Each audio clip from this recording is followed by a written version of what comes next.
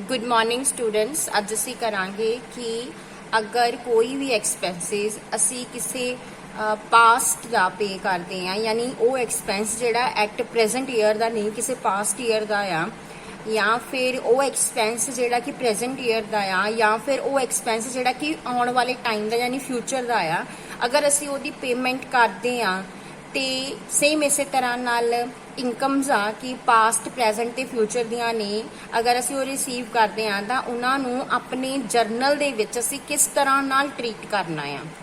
हम असी करांगे question number 24 in the books of Tony 2017 April 1 salaries. First of all salaries paid by cheque, यानी कि ये प्रेजेंट दी पेमेंट आ, असी सैलरी पे की आ बाय चैक। सो सैलरी तुहाडा एक्सपेंस आ, सैलरी नू डेबिट करांगे, सैलरी अकाउंट डेबिट। हुण असी चैक नाल पेमेंट की आ, सो क्रेडिट किहनू करांगे, बैंक नू, क्योंकि बैंक इत्थे गिवर आ, बैंक ने पेमेंट करनी आ टू बैंक। अमाउंट कितना 6000 डेबिट दे कॉलम च और 6000 ही क्रेडिट दे कॉलम दे विच। उस तो बाद next April 2 salaries due but not paid. हुण ये की आ कि सैलरी तो ड्यू आ, लाइक इस महीने का एक्सपेंस आ, तुसीं अपने वर्कर्स नू सैलरी देनी आ, ड्यू आ, बट तुसीं पे नहीं की हजे तक। सो जदों तुसीं सैलरी तुहाडी ड्यू आ तो है तो तुहाडा एक्सपेंस, सो डेबिट तो सैलरी ही होनी आ, salary account debit.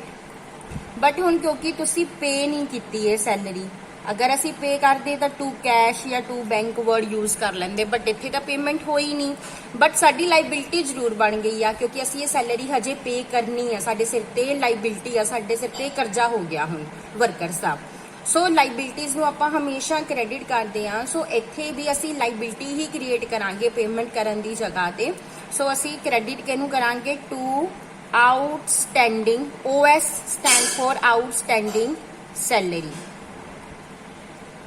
OS means outstanding. So outstanding salary, outstanding means हजे ड्यू आ, तुहाडे सिर ते आ, तुसीं पे करनी आ, और ये तुहाडी हुण आउटस्टैंडिंग सैलरी जिहड़ी हुंदी आ तुहाडी लाइबिलिटी हुंदी, क्योंकि तुसीं ओहदी पेमेंट हजे करनी आ।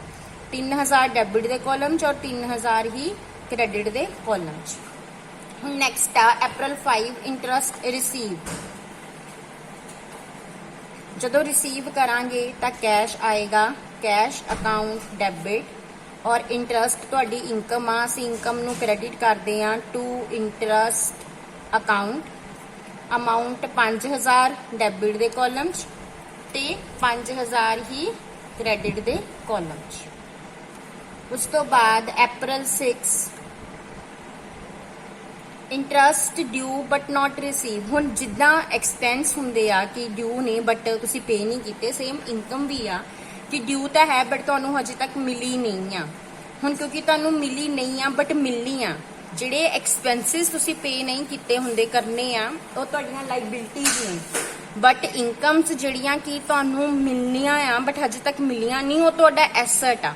लाइबिलिटी नूं आपां क्रेडिट करते हैं तो एसेट नूं आपां डेबिट करना। सो इत्थे तुसीं हुण ये जिहड़ा इंटरस्ट आ ना, इहदे लई असीं अक्रूड वर्ड यूज करना, एक्सपेंस लई असीं आउटस्टैंडिंग वर्ड यूज करते हैं तो इनकम लई अक्रूड वर्ड यूज करते हैं। अक्रूड इंटरस्ट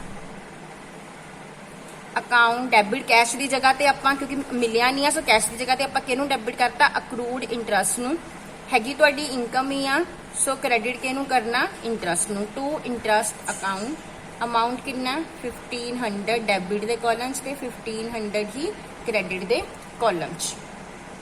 उस तो बाद April 10 commission paid for the current year. इस साल का तुसीं कमीशन पे किया, so commission account debit to cash account 4500 debit दे कॉलम च एंड 4500 ही क्रेडिट दे कॉलम च। हुण नैक्सट आ commission paid for the next year. ये तुसीं इस साल का कमीशन नहीं पे कर रहे, आने वाले साल का पे कर रहे हो, यानी तुसीं एडवांस च पेमेंट कर रहे हो। सो इत्थे जिहड़ी तुसीं एडवांस च पेमेंट कीती आ ਉਹਦੇ ਲਈ ਤੁਸੀਂ वर्ड यूज करना कमीशन इन एडवांस। ये ਤੁਹਾਡਾ एसेट बन जाना। ਜਿਹੜਾ ਤੁਸੀਂ ਐਡਵਾਂਸ 'ਚ ਕੋਈ ਵੀ ਐਕਸਪੈਂਸ ਪੇ ਕਰ ਦਿੰਦੇ ਹੋ ਉਹ ਵੀ ਤੁਹਾਡਾ ਐਸਟ ਬਣ ਜਾਂਦਾ। ਕਮਿਸ਼ਨ ਇਨ ਐਡਵਾਂਸ ਅਕਾਊਂਟ ਡੈਬਿਟ, ਜਾਣਾ ਤਾਂ ਕੈਸ਼ ਹੀ ਆ ਟੂ ਕੈਸ਼ ਅਕਾਊਂਟ, 4000 ਡੈਬਿਟ ਦੇ ਕਾਲਮਸ ਤੇ 4000 ਹੀ ਕ੍ਰੈਡਿਟ ਦੇ ਕਾਲਮ 'ਚ। Next April 12 commission of the last year paid. ਹੁਣ ਪਿਛਲੇ ਸਾਲ ਦਾ ਕਮਿਸ਼ਨ ਤੁਸੀਂ ਪੇ ਕੀਤਾ, ਪਿਛਲੇ ਸਾਲ ਦਾ ਮਤਲਬ ਉਸ ਸਾਲ ਉਹ ਆਊਟਸਟੈਂਡਿੰਗ ਸੀ, ਤੁਸੀਂ ਪੇ ਨਹੀਂ ਕੀਤਾ। ਕੋਈ ਵੀ ਐਕਸਪੈਂਸ ਤੁਸੀਂ ਡਿਊ ਆ ਪੇ ਨਹੀਂ ਕਰਦੇ ਹੋ, ਆਊਟਸਟੈਂਡਿੰਗ ਹੁੰਦਾ ਆ। ਸੋ ਹੁਣ ਇੱਥੇ April 12 ਚ ਤੁਸੀਂ ਕੀ ਵਰਡ ਯੂਜ਼ ਕਰਨਾ, ਆਊਟਸਟੈਂਡਿੰਗ ਕਮਿਸ਼ਨ। ਇਹ ਤੁਹਾਡਾ ਆਊਟਸਟੈਂਡਿੰਗ ਸੀ, ਪਿਛਲੇ ਸਾਲ ਦਾ ਸੀਗਾ ਨਾ, ਇਸ ਲਈ ਤੁਸੀਂ ਹੁਣ ਇੱਥੇ ਆਊਟਸਟੈਂਡਿੰਗ ਕਮਿਸ਼ਨ ਨੂੰ ਕਮਿਸ਼ਨ ਅਕਾਊਂਟ ਡੈਬਿਟ ਕਰਨਾ ਟੂ ਕੈਸ਼ ਅਕਾਊਂਟ। ਅਮਾਉਂਟ ਕਿੰਨਾ 3500 ਡੈਬਿਟ ਦੇ ਕਾਲਮ 'ਚ, 3500 ਹੀ ਕ੍ਰੈਡਿਟ ਦੇ ਕਾਲਮ 'ਚ। ਉਸ ਤੋਂ ਬਾਅਦ April 16 ਰੈਂਟ ਆਫ ਦਾ ਕਰੰਟ ਈਅਰ ਰਿਸੀਵਡ। ਇਸ ਸਾਲ ਦਾ ਰੈਂਟ ਰਿਸੀਵ ਕੀਤਾ, cash account debit to rent account 6800 debit ਦੇ ਕਾਲਮ 'ਚ, 6800 ਹੀ ਕ੍ਰੈਡਿਟ ਦੇ ਕਾਲਮ 'ਚ। ਉਸ ਤੋਂ ਬਾਅਦ ਆ rent of next year paid April 17 ਹੁਣ ਤੁਸੀਂ ਰਿਸੀਵਡ, ਹੁਣ ਤੁਸੀਂ ਨੈਕਸਟ ਈਅਰ ਦਾ ਰੈਂਟ ਰਿਸੀਵ ਕੀਤਾ। So cash account debit to rent in advance. ਜਿਹੜਾ ਤੁਸੀਂ ਨੈਕਸਟ ਈਅਰ ਦਾ ਪੇ ਕਰੋਗੇ ਜਾਂ ਰਿਸੀਵ ਕਰੋਗੇ ਉਹ ਐਡਵਾਂਸ ਆ ਤੁਹਾਡਾ। Rent in advance account debit 7800। Next ਆ rent of last year receive April 18 ਹੁਣ April 18 ਲਾਸਟ ਈਅਰ ਦਾ ਰੈਂਟ ਰਿਸੀਵ ਕੀਤਾ, ਕੈਸ਼ ਅਕਾਊਂਟ ਡੈਬਿਟ ਟੂ ਆਪਾਂ ਜਿੱਦਾਂ ਐਕਸਪੈਂਸਿਸ ਲਈ ਜਿਹੜੇ ਲਾਸਟ ਈਅਰ ਦੇ ਡਿਊ ਹੁੰਦੇ ਅਸੀਂ ਪੇ ਨਹੀਂ ਕੀਤੇ ਹੁੰਦੇ ਆਊਟਸਟੈਂਡਿੰਗ ਵਰਡ ਯੂਜ਼ ਕਰਦੇ ਆ। ਤੇ ਇਨਕਮ ਲਈ ਮੈਂ ਤੁਹਾਨੂੰ ਕਿਹਾ ਸੀ ਆਪਾਂ ਅਕਰੂਡ ਵਰਡ ਯੂਜ਼ ਕਰਨਾ ਆ। ਸੋ ਇੱਥੇ ਆਪਾਂ ਅਕਰੂਡ ਰੈਂਟ ਲਿਖਣਾ ਟੂ ਅਕਰੂਡ ਰੈਂਟ ਅਕਾਊਂਟ ਔਰ ਇਹਦਾ ਅਮਾਉਂਟ ਕਿੰਨਾ 8800। ਸੋ 8800 ਡੈਬਿਟ ਦੇ ਕਾਲਮ 'ਚ ਐਂਡ 8800 ਹੀ ਕ੍ਰੈਡਿਟ ਦੇ ਕਾਲਮ ਦੇ ਵਿੱਚ। ਸੋ ਇਸ ਤਰੀਕੇ ਦੇ ਨਾਲ ਅਸੀਂ ਟ੍ਰੀਟ ਕਰਦੇ ਹਾਂ ਡਿਫਰੈਂਟ ਪੀਰੀਅਡ ਦੇ ਐਕਸਪੈਂਸਿਸ ਤੇ ਇਨਕਮਸ ਨੂੰ। ਜਦੋਂ ਤਾਂ ਅਸੀਂ ਇਸ ਸਾਲ ਦੀਆਂ ਕੋਈ ਵੀ ਐਕਸਪੈਂਸਿਸ ਪੇ ਕਰਨੇ ਤਾਂ ਅਸੀਂ ਐਕਸਪੈਂਸ ਨੂੰ ਡੈਬਿਟ ਕਰ ਦੇਣਾ, ਬੈਂਕ ਨੂੰ ਕ੍ਰੈਡਿਟ ਕਰ ਦੇਣਾ। ਜੇ ਅਸੀਂ ਫਿਊਚਰ ਦਾ ਕੋਈ ਐਕਸਪੈਂਸ ਪੇ ਕਰ ਰਹੇ ਹਾਂ ਤਾਂ ਅਸੀਂ ਇਨ ਐਡਵਾਂਸ ਲਿਖ ਕੇ ਡੈਬਿਟ ਕਰਨਾ ਟੂ ਕੈਸ਼ ਕਰ ਦੇਣਾ ਜਾਂ ਬੈਂਕ ਕਰ ਦੇਣਾ। ਅਗਰ ਅਸੀਂ ਆਉਣ ਵਾਲੇ ਸਾਲ ਦਾ ਪੇ ਕਰਦੇ ਆ ਆਉਣ ਵਾਲੇ ਦਾ ਕਰਦੇ ਇਨ ਐਡਵਾਂਸ ਯੂਜ਼ ਕਰ ਲਿਆ। ਅਗਰ ਅਸੀਂ ਪਿਛਲੇ ਸਾਲ ਦਾ ਜੋ ਬੀਤ ਗਿਆ ਉਦੋਂ ਪੇ ਨਹੀਂ ਕੀਤਾ, ਇਹਦਾ ਮਤਲਬ ਉਸ ਟਾਈਮ ਉਹ ਆਊਟਸਟੈਂਡਿੰਗ ਸੀ। ਸੋ ਉਸ ਲਈ ਆਊਟਸਟੈਂਡਿੰਗ ਵਰਡ ਯੂਜ਼ ਕਰਨਾ, outstanding expenses account debit to cash account. Same ਇਸੇ ਤਰ੍ਹਾਂ ਨਾਲ ਇਨਕਮ ਦਾ ਕੇਸ ਆ। ਇਨਕਮ ਦੇ ਵਿੱਚ ਅਸੀਂ ਕੈਸ਼ ਨੂੰ ਡੈਬਿਟ ਕਰਨਾ ਆ ਤੇ ਇਨਕਮ ਨੂੰ ਕ੍ਰੈਡਿਟ ਕਰਨਾ। ਸੋ ਅਗਰ ਕਰੰਟ ਈਅਰ ਦੀ ਆ ਤਾਂ ਕੈਸ਼ ਟੂ ਰੈਂਟ, ਅਗਰ ਆਉਣ ਵਾਲੇ ਸਾਲ ਦਾ ਰਿਸੀਵ ਕਰ ਰਹੇ ਹੋ ਤਾਂ ਕੈਸ਼ ਡੈਬਿਟ ਹਰੇਕ ਕੇਸ 'ਚ ਕੈਸ਼ ਹੀ ਹੋਣਾ। ਅਗਰ ਕਰੰਟ ਈਅਰ ਦੀ ਆਪਾਂ ਟੂ ਰੈਂਟ ਵਰਡ ਯੂਜ਼ ਕਰ ਦੇਣਾ। ਅਗਰ ਆਉਣ ਵਾਲੇ ਈਅਰ ਦੀ ਆ ਫਿਊਚਰ ਦੀ ਆ ਰੈਂਟ ਇਨ ਐਡਵਾਂਸ ਯੂਜ਼ ਕਰ ਲੈਣਾ।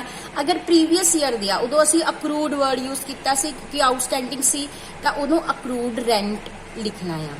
ਜਦੋਂ ਤੁਸੀਂ ਕਿਸੇ ਵੀ ਪ੍ਰੈਜ਼ੈਂਟ ਈਅਰ ਦੀ ਐਕਸਪੈਂਸ ਨੂੰ ਪੇ ਕਰੋਗੇ ਤਾਂ ਸੈਲਰੀ ਟੂ ਬੈਂਕ, ਬਟ ਅਗਰ ਤੁਸੀਂ ਐਕਸਪੈਂਸ ਪੇ ਨਹੀਂ ਕੀਤਾ ਹਜੇ ਤੱਕ ਡਿਊ ਆ ਤਾਂ salary to outstanding salary. Outstanding word use ਕਰਨਾ ਉੱਥੇ ਅਗਰ ਤੁਸੀਂ ਪੇਮੈਂਟ ਨਹੀਂ ਕੀਤੀ, ਡਿਊ ਹੈਗਾ ਆ। ਇਸੇ ਤਰ੍ਹਾਂ ਜਦੋਂ ਇਨਕਮ ਦੇ ਕੇਸ ਅਗਰ ਰਿਸੀਵ ਕਰਦੇ ਹੋ ਤਾਂ ਕੈਸ਼ ਟੂ ਇੰਟਰਸਟ, ਬਟ ਅਗਰ ਤੁਸੀਂ ਰਿਸੀਵ ਨਹੀਂ ਕੀਤਾ ਹਜੇ ਤੱਕ ਡਿਊ ਆ ਪ੍ਰੈਜ਼ੈਂਟ ਈਅਰ, ਇਹ ਸਾਰੀਆਂ ਪ੍ਰੈਜ਼ੈਂਟ ਈਅਰ ਦੀਆਂ ਐਂਟਰੀਜ਼ ਆ, ਫਿਊਚਰ ਦੀਆਂ ਜਾਂ ਪਾਸਟ ਦੀਆਂ ਨਹੀਂ ਆ। ਪ੍ਰੈਜ਼ੈਂਟ ਈਅਰ 'ਚ ਜ਼ਿਆਦਾ ਤੁਸੀਂ ਪੇਮੈਂਟ ਕਰਤੀ ਆ ਜਾਂ ਹਜੇ ਨਹੀਂ ਕੀਤੀ, ਇਹੀ ਐਂਟਰੀਜ਼ ਹੋਣਗੀਆਂ। ਜਾਂ ਇਨਕਮ ਮਿਲ ਗਈ ਆ ਜਾਂ ਨਹੀਂ ਮਿਲੀ। ਅਗਰ ਮਿਲ ਗਈ ਆ ਤਾਂ ਕੈਸ਼ ਟੂ ਇੰਟਰਸਟ, ਅਗਰ ਨਹੀਂ ਮਿਲੀ ਤਾਂ ਕੈਸ਼ ਦੀ ਜਗ੍ਹਾ ਆਪਾਂ ਅਕਰੂਡ ਵਰਡ ਯੂਜ਼ ਕਰਨਾ, accrued interest account debit to interest account. So ਇਸ ਤਰ੍ਹਾਂ ਨਾਲ ਆਪਾਂ ਇਹਨਾਂ ਸਾਰਿਆਂ ਨੂੰ ਟ੍ਰੀਟ ਕਰਨਾ। Thank you.